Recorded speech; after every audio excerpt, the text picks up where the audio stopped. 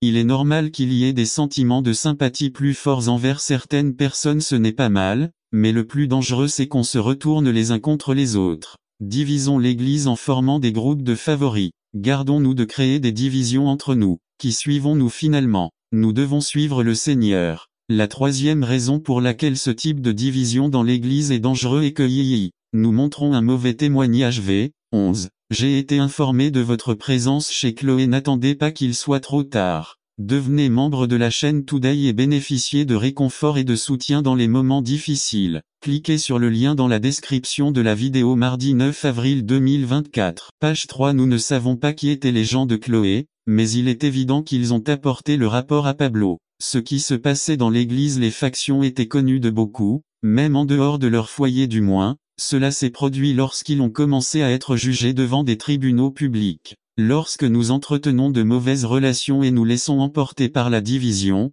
nous prêchons le contraire de l'enseignement biblique concernant la communion chrétienne. Nous avons souvent chanté le psaume 133. Voyez comme il est bon et comme il est bon pour des frères de vivre ensemble. Nous avons également confessé dans le symbole des apôtres. Je crois à la communion des saints. Cependant, il est possible que beaucoup d'entre nous ne vivent pas ces déclarations. Nous avons de la jalousie, de l'envie et du ressentiment. Nous portons un mauvais témoignage au monde qui observe, attentif à voir comment nous vivons. Un monde qui regarde attentivement si nous mettons en pratique ce que nous prêchons. Avez-vous déjà entendu quelqu'un dire pourquoi devrais-je devenir chrétien s'il est hypocrite? Je ferais mieux de rester comme je suis. Frères, entendons-nous bien. Même si nous avons des divergences d'opinion et de goût, veillons à ce que l'amour chrétien prévale. Paul le dit aux Romains. Aimez-vous les uns les autres d'un amour fraternel. Laissez-moi vous raconter une anecdote. On raconte que George Whitefield, un pasteur calviniste qui avait des divergences théologiques avec John Wesley,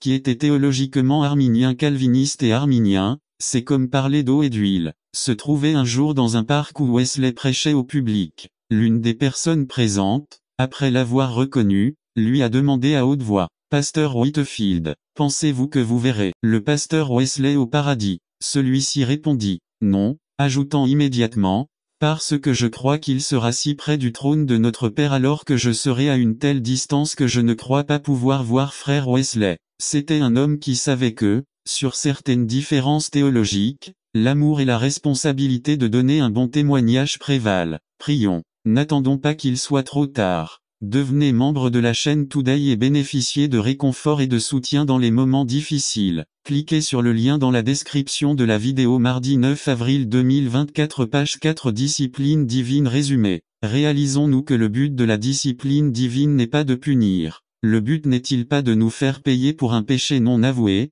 ni que Dieu permette au diable de nous attaquer de payer pour notre culpabilité? Non. La discipline grandit en maturité. Par Ramiro Arrojo. Introduction. En tant que chrétien, nous avons parfois envie de jeter l'éponge, crier assez. La vie chrétienne est difficile. Le monde est meilleur. Si vous avez ressenti cela, réfléchissez un instant à ce qu'ont dû ressentir les personnes pour lesquelles cette épître a été écrite. C'étaient des gens qui se sentaient harcelés d'un côté à l'autre. D'un côté, ils étaient méprisés par leurs voisins païens, de l'autre, ils étaient haïs et persécutés par leur propre peuple, le peuple juif. Ils ont été rejetés par tous. Par contre, n'oublions pas que Jésus annonçait déjà à ses disciples 34 « Ne pensez pas que je suis venu apporter la paix sur la terre. Je ne suis pas venu apporter la paix, mais l'épée. 35 Car moi sont venus mettre l'homme en discorde contre son père, la fille contre sa mère, et la belle-fille contre sa belle-mère. 36 Et les ennemis de l'homme seront ceux de sa propre maison. Mt 10 34 à 36. Pour beaucoup de chrétiens du premier siècle, la persécution était telle qu'ils ont cessé de se rassembler. Ils ont été découragés, et peut-être que beaucoup auraient dit assez. Peut-être que beaucoup auraient pensé devenir des disciples de Jésus nous a apporté la honte plutôt que de bénir. Ce sont les gens vers qui il est allé. Il a écrit cette lettre, une lettre d'encouragement aux croyants qui souffrent. Contexte. Ce qu'ils avaient vécu. Lisez et parle des héros de la foi, des hommes courageux qui ont enduré diverses afflictions et même la mort à cause de leur foi. Ceux qui espéraient voir l'accomplissement de promesses extraordinaires, la venue du Messie et qui ne l'ont pas vu de leur temps. Cependant, ils ont été les bénéficiaires de cette promesse. Le Christ était venu, c'est pourquoi l'auteur vous encourage. Continuez. Hébreux 12, 1 à 3. C'est pourquoi, puisque nous sommes environnés d'une si grande nuée de témoins, Rejetons aussi tout fardeau et le péché qui nous enveloppe si facilement, et courons avec persévérance dans la carrière qui nous est ouverte. 2. Gardant nos yeux sur Jésus, l'auteur et le consommateur de la foi qui, pour la joie qui était devant lui, a enduré la croix, méprisant l'ignominie, et s'est assis à la droite du trône de Dieu. 3. Considérez donc celui qui a enduré tant d'hostilité de la part des pécheurs contre lui-même, afin que votre morale ne faiblit pas et que vous ne vous lassiez pas. Le message était clair. En avant, mais beaucoup se sont peut-être demandé pourquoi tant de persécutions, pourquoi tant souffrir. Notre Père ne peut-il pas prendre soin de nous un peu plus? Pourquoi laissez-vous ces choses nous arriver? N'attendez pas qu'il soit trop tard. Devenez membre de la chaîne Today et bénéficiez de réconfort et de soutien dans les moments difficiles. Cliquez sur le lien dans la description de la vidéo. Mardi 9 avril 2024, page 1. Hier et aujourd'hui, les gens ont de nombreuses théories sur les raisons pour lesquelles de mauvaises choses nous arrivent. Peut-être nous sommes-nous éloignés de la religion de nos ancêtres. Peut-être que nous ne devrions pas étudier ces écrits des apôtres. Peut-être que nous souffrons parce que nous avons un péché gardé secrètement. Nous ne l'avons pas avoué et Dieu nous punit pour cela. Peut-être que le diable nous tient en esclavage et que cela amène la malédiction de Dieu sur nos vies. Peut-être que nous ne semons pas pour récolter. A-t-il une réponse? Oui. Hébreux 12, 4-13 nous le donne. Cela commence par une citation de l'Ancien Testament, Proverbe 3, 11,12. C'était un texte bien connu des lecteurs. Jésus le cite également lorsqu'il s'adresse à l'église de Laodicée dans l'Apocalypse 19. Je réprimande et je discipline tous ceux que j'aime. Soyez donc zélés et repentez-vous. 20. Voici, je me tiens à la porte et je frappe. Si quelqu'un entend ma voix et ouvre la porte, j'entrerai chez lui et je mangerai avec lui, et lui avec moi. Apocalypse. Le texte dans Hébreux dit, lire les VV 5-6, 3, 19-21. Le premier est puni. Le V. Si mastique doit littéralement fouette, bien que l'utilisation soit figurative. Dieu ne nous fouette pas avec une ceinture ou avec la force, cela indique un châtiment physique. Il fait référence à la coutume de punir, donner de la force aux enfants afin de les punir, les réprimander et les corriger. Cela fait partie de l'éducation donnée par les parents qui aiment leurs enfants, bien que la psychologie moderne dise le contraire lié aux enfants payés, d'où vient aussi la pédagogie. Cela signifie corriger un enfant pour l'éduquer, le former, l'édifier, le discipliner, le mettre dans un processus éducatif. C'est précisément ainsi que Dieu fait grandir et mûrir ses enfants en devenant responsables. Chrétien PDA. Oui, quand Dieu en XP nous adopte, nous devenons ses fils et ses filles. On comprend qu'un père-mère qui aime ses enfants les discipline, les éduque, les corrige, etc. et que celui qui n'aime pas ses enfants finit par les laisser en liberté, et nous en connaissons les conséquences regrettables. Dieu est un Dieu qui nous aime et nous a donc payé. C'est ainsi qu'il l'a compris, qui, inspiré par le Saint-Esprit, a écrit cette épître. Lisons le V. Réalisons-nous que le but de la discipline divine n'est pas de punir. Son but n'est pas de nous faire payer pour un péché non avoué, ni que Dieu permette au diable de nous attaquer pour payer notre culpabilité. Non. La discipline grandit en maturité, devenant sainte comme le Christ, juste comme lui seul. Cependant, le processus n'est pas agréable. Personne qui est dans ce processus ne pourra dire comme c'est gentil, je suis discipliné par le Seigneur. N'attendez pas qu'il soit trop tard. Devenez membre de la chaîne Today et bénéficiez de réconfort et de soutien dans les moments difficiles. Cliquez sur le lien dans la description de la vidéo. Mardi 9 avril 2024, page 2. Quelle devrait être notre attitude envers la PDA de Dieu? Il y a deux manières. Nous le recevons comme un enfant immature, ou nous le recevons comme des adultes mûrs. Il y a une grande différence entre les deux. 1. Comme les enfants. Pour un enfant, la correction d'un père ou d'une mère est toujours désagréable et douloureuse. Il n'est donc pas rare d'entendre des cris et des plaintes du type mauvais parents, parents injustes, qui ne m'aiment pas, etc. Avez-vous entendu quelque chose de semblable de la part de vos enfants? Ces plaintes ont-elles suffi pour que vous ne le disciplinez pas? J'espère que non. Cependant, dans la vie chrétienne, nous en trouvons beaucoup qui, lorsqu'ils traversent des moments de divine PDA, agissent de la même manière. Dieu, si tu m'aimes, pourquoi me fais-tu cela? Dieu ne m'aime pas vraiment, certes. Aucune discipline ne semble être une cause de joie, mais plutôt de tristesse. Mais n'en verra-t-on pas les résultats plus tard? N'oublions pas que nous sommes éduqués, instruits, édifiés. Exemple, Malachie prophétisant sur le jugement futur de Dieu sur Jérusalem dit 3. Il s'assiera pour affiner et purifier l'argent, car il purifiera les fils de Lévi. Il les affinera comme l'or et l'argent, et ils offriront une offrande à l'Éternel avec justice. 4. Ainsi, l'offrande de Juda et de Jérusalem sera agréable à l'Éternel, comme aux jours anciens et comme dans les temps anciens. La discipline de Dieu n'est ni destructrice, ni vengeresse, ni sans amour, bien au contraire d'eux. Mais vous pouvez aussi considérer PDA comme un fils mature quand nous sommes des parents qui élevons, éduquons, formons des enfants. Nous savons que la discipline ne peut pas être absente de la maison. Nous savons aussi que cela doit être exercé avec amour. Si nos enfants font quelque chose de mal, nous ne les jetons pas contre le mur, ni ne les frappons avec nos mains pour leur faire payer leur erreur. Non, c'est une vengeance. Il faut les corriger, les éduquer, les instruire. Pour les enfants de Dieu c'est pareil. Dieu ne nous punit pas pour nous venger. Nous ne devons pas oublier que Dieu a déversé toute sa sainte colère sur Jésus sur la croix. Nous ne devons pas oublier qu'il a reçu le juste jugement du Père pour nous. Il n'y a rien à payer de supplément. C'est une hérésie. Le Christ a même payé pour nos péchés secrets si nous sommes appelés à les confesser et à les abandonner, mais que nous n'avons pas à payer. Pour eux, il l'a fait. Oui, la divine PDA n'est pas pour nous punir, elle est pour nous aider à grandir en sainteté, en justice et à produire la paix dans nos cœurs. Conclusion. Guido Debré, auteur de la Confession de foi belge, fut exécuté le dernier jour de mai 1567. Peu avant sa mort, il écrivit une lettre à sa femme. « Ô mon Dieu,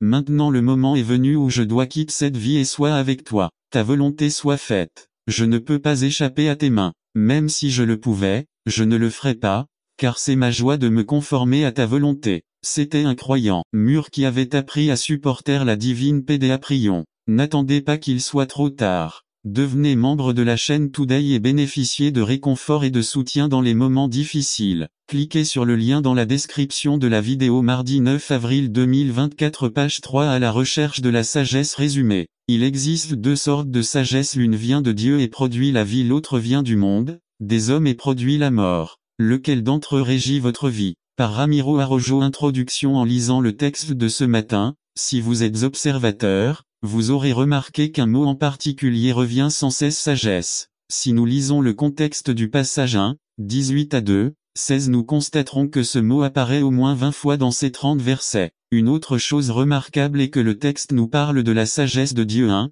21, 24,32, 6, 7,10, 12, 13 par opposition à la sagesse du monde ou des hommes 1, 19, 20, 26 à 27 de 1, 4 à 5, 13, 3, 18 à 20. Quand j'ai lu ces choses, j'ai été frappé par certaines questions. Pourquoi Paul met-il autant d'emphase sur cette distinction? Pourquoi, s'adressant aux chrétiens, à l'Église, aux appelés à être saints, frères, etc. et l'Esprit Saint, souligne-t-il avec tant de persistance cette différence? Je crois qu'il y a deux raisons fondamentales. 1. Il leur rappelle que leur salut est le résultat de l'œuvre rédemptrice du Christ. Il est la sagesse de Dieu que le monde a rejetée. 2. Rappelons que Paul a parlé d'un vilain problème survenu dans la vie de l'Église: la division entre frères, la fragmentation du corps du Christ, la partisanerie. Je suis pour Paul, je suis pour Apollo, je suis pour Cépha, moi du Christ. En fait, la question de la division est abordée dans les 4 premiers chapitres de ce livre.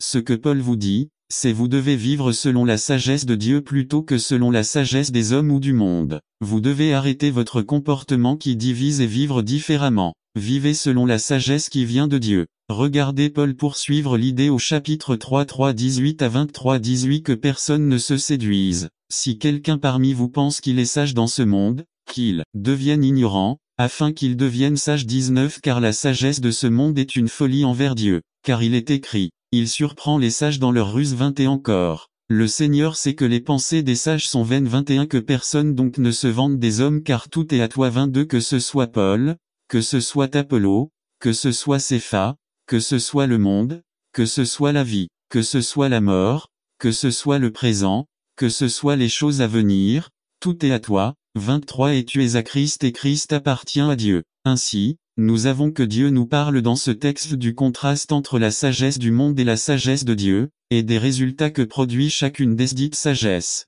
Voyons donc ce qu'est et ce que produit la sagesse du monde, ou de ce siècle, ou des hommes. Lire 2 1 5,13. Évidence rébellion. N'attendez pas qu'il soit trop tard. Devenez membre de la chaîne Today et bénéficiez de réconfort et de soutien dans les moments difficiles. Cliquez sur le lien dans la description de la vidéo. Mardi 9 avril 2024, page 1. Quand l'être humain vit protégé par ce genre de sagesse, la seule chose qui est évidente est l'état de son cœur. Un cœur en rébellion, Un cœur qui rejette Dieu, c'est pourquoi la sagesse de l'homme cela s'exprime ou se manifeste dans l'éthico-humanisme égal à l'homme est le centre de la création, la chose la plus importante. Au individualisme égal à personne ne vaut plus que moi et mes intérêts, au relativisme égal à il n'y a pas d'absolu, respectez mes croyances, actions et je respecte les vôtres religieux, au agnosticisme égal à on ne sait pas s'il existe un Dieu, au athéisme égal à il n'y a pas de Dieu, nous sommes des animaux évolués, au pluralisme égal à votre religion est bonne, et la mienne aussi, au universalisme égal à Dieu ne nous condamnera pas, ceci n'est rien d'autre que la sagesse du monde, philosophie humaniste exprimée dans des idées, des pensées, des modes de vie qui révèlent au fond de l'antagonisme envers Dieu, de la désobéissance envers sa parole, du mépris de sa sainte loi. Quel type de sagesse régit votre vie? Deuxièmement, la sagesse du monde produit l'aliénation. L'homme qui vit gouverné par ce genre de sagesse vit éloigné de Dieu. Votre pensée, votre comportement et votre style de vie n'ont rien à voir avec Dieu. Vous souvenez-vous de ce qui est arrivé à Adam et Ève immédiatement après avoir mangé du fruit défendu? Ils se sont cachés. Oui, l'homme naturel sans Christ ne veut rien connaître de Dieu, il veut le fuir, se cacher, il s'aliène pour ce type d'homme ou de femme. La guidance dans sa vie est acceptable si elle vient d'autres sources qui n'ont rien à voir avec Dieu. Oh, les conseils des stars Walter Mercado. Oh, la psychologie humaniste. Attention à discipliner l'enfant, vous pouvez le traumatiser. Oh, la mode sous toutes ses facettes. Vivons ensemble sans se marier. Tout le monde le fait. Au pragmatisme, la fin justifie les moyens, n'importe quoi, mais Dieu, ils sont gouvernés par la sagesse du monde. C'est pourquoi la sagesse du monde nous dit, n'attendez pas qu'il soit trop tard. Membre de la chaîne aujourd'hui et obtenez du réconfort et du soutien dans les moments difficiles. Cliquez sur le lien dans la description de la vidéo. Mardi 9 avril 2024, page 2. Oh, le sexe sans risque quand la Bible nous dit la chasteté. Au matérialisme, consumérisme quand la Bible nous dit contentement, générosité. Au égoïsme quand la Bible nous dit service envers les autres. Illustration. Les cours Life Learning, une expression du paganisme moderne qui manifeste le genre de sagesse dont nous avons parlé à propos de frères. Ce genre de sagesse ne produit que la violence, le mal, la douleur, la mort. Le pire, c'est qu'elle est dégénérative, c'est-à-dire qu'elle va de mal en pis. Illustration. Les plus gros problèmes qu'ont eu les écoles aux USA en les années 50. Oh, des étudiants qui mâchent du chewing-gum. Oh, des jeunes agités qui ne font pas attention aux professeurs. Oh, des garçons qui courent dans les couloirs en écrasant les autres au cours de la dernière décennie. Oh, la toxicomanie. Oh, l'avortement. Oh, les meurtres. Comment ont-ils fait atteindre cet état? Ils ont commencé par interdire la lecture de la Bible dans les écoles publiques, et ils ont interdit la prière. Pourquoi? Ils étaient aliénés de Dieu. Enfin, la sagesse de ce siècle, ou de l'homme. Cela a abouti à la damnation. L'homme qui vit sans Dieu aujourd'hui ne pourra pas vivre avec lui demain. L'homme qui vit loin de Dieu aujourd'hui vivra loin de lui pour toujours. C'est ce que la Bible appelle la mort éternelle, l'enfer. Jean le dit autrement 5. N'aimez pas le monde, ni les choses qui sont dans le monde. Si quelqu'un aime le monde, l'amour du Père n'est pas en lui. 1 Jean 2,15. Et Jacques dit 4 au accent circonflexe. Âmes adultères. Ne savez-vous pas que l'amitié du monde est inimitié contre Dieu? Quiconque veut donc être ami du monde se constitue lui-même ennemi de Dieu. Jacques 4,4. Quelle sagesse gouverne votre vie, celle de Dieu ou celle du monde? Je vous invite à voir ce qu'est et ce que produit la sagesse de Dieu. Lire 1 18, 22 à 24, 30 à 31, 2 6 à 7, 12 à 16. N'attendez pas qu'il soit trop tard. Devenez membre de la chaîne Today et bénéficiez de réconfort et de soutien dans les moments difficiles. Cliquez sur le lien dans la description de la vidéo. Mardi 9 avril 2024, page 3. Tout d'abord, la sagesse qui vient de Dieu. Il rachète. Oui, la sagesse de Dieu nous rachète. Il nous amène à la réconciliation avec lui à travers Jésus-Christ et son œuvre rédemptrice. Racheter égale à acheter à un prix, payer une rançon, libérer. C'est ce que Christ a fait sur la croix. Pour les incroyants, folie pour les élus. Sagesse de Dieu. Deuxièmement, la sagesse de Dieu restaure. Oui, nous ne sommes plus ennemis de Dieu. Nous ne sommes plus aliénés. Jésus nous redonne le statut d'enfants de Dieu. Adam, notre Père, nous a conduits à la séparation. Christ, le deuxième Adam, nous restaure, nous amène à vivre en paix avec Dieu. Nous avons un nouveau but dans cette vie. La parole de Dieu est désormais notre autorité, car elle est parole de notre Père. Lire 2 9 à 10. Enfin, la sagesse de Dieu. Renouvelée ainsi, si quelqu'un est en Christ, il est une nouvelle créature. Les vieilles choses sont décédées, voici, ils sont tout renouvelés. 2 Cor 5, 17. Dieu nous donne en Christ un cœur nouveau. Il ne donne pas son esprit qui habite désormais en nous et nous change. Nous avons la pensée du Christ. C'est pourquoi saint Paul nous dit, « Soyez mes imitateurs, comme je le suis du Christ ». Cela est possible parce que nous avons été renouvelés frères, sœurs. Sous quelle sorte de sagesse vivez-vous? Brève explication de l'Évangile pour les non-croyants. Prière de clôture. N'attendez pas qu'il soit trop tard. Devenez membre de la chaîne Today et bénéficiez de réconfort et de soutien dans les moments difficiles. Cliquez sur le lien dans la description de la vidéo. Mardi 9 avril 2024, page 4. Quelle est la vision que Dieu nous a donnée? Résumé. Sachant que Dieu nous a donné une vision et une stratégie biblique pour le servir, quelle est cette stratégie ou vision? Par Eduardo Quintana. Quelle est la vision que Dieu nous a donnée? À la lumière des Écritures, nous pouvons voir que les réunions à domicile devraient être comme l'épine dorsale des églises.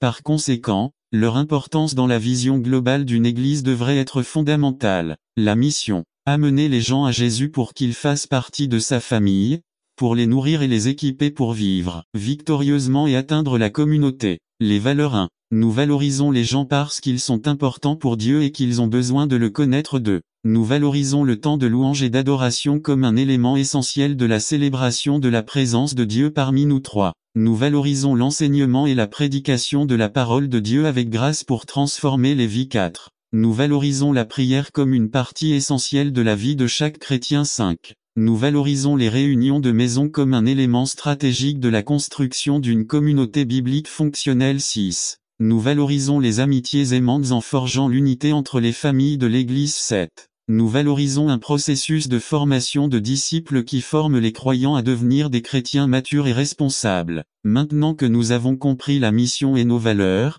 permettez-moi de vous expliquer les aspects fondamentaux de la vision que Dieu m'a donnée et comment elle sera réalisée. Un chrétien est cette personne qui a eu une rencontre personnelle avec Christ, d'où émerge la décision de vivre pour lui, Christ étant le centre de sa vie et, par conséquent, de vivre pour bénir ceux qui l'entourent. Chaque chrétien devrait avoir le désir d'aider les familles dans le besoin, dans l'espoir de voir des familles entières s'abandonner au Christ. Nous réaliserons notre mission basée sur la préparation d'hommes et de femmes qui, désireux d'aider les autres et de lier leur vie au dessein de Dieu, iront pour le faire dans d'autres villes et d'autres pays. L'Église locale est responsable, sous la direction du Saint-Esprit, de placer les ennemis du Christ comme son marchepied, ou pour le dire autrement, l'Église est responsable de faire connaître à chaque personne la grande miséricorde du plan de Dieu. L'Église doit être doctrinalement équilibrée. Dans le cadre de la vision, les réunions à domicile visent à faire fonctionner l'Église sans attendre qu'il soit trop tard. Devenez membre de la chaîne Today et bénéficiez de réconfort et de soutien dans les moments difficiles. Cliquez sur le lien dans la description de la vidéo. Mardi 9 avril 2024, page 1.